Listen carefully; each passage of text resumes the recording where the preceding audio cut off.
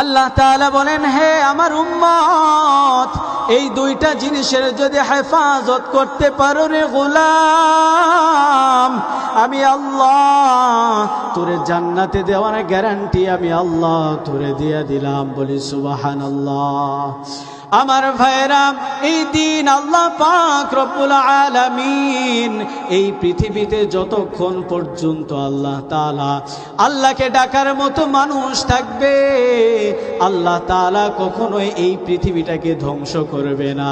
আল্লাহ বলেন, রে গোলাম, যখন দেখব পৃথিবীতে আর মানুষ নাই, সব নাফরমান বান্দা দিয়ে ভরে গেল, আমার আল্লাহ তখন ডাক দেয়া বলবে, রে ইসরাফিল কই, আয়া এরে ইসরাফিল সিংহার মধ্যে ফুৎকার লাগায় দে রে।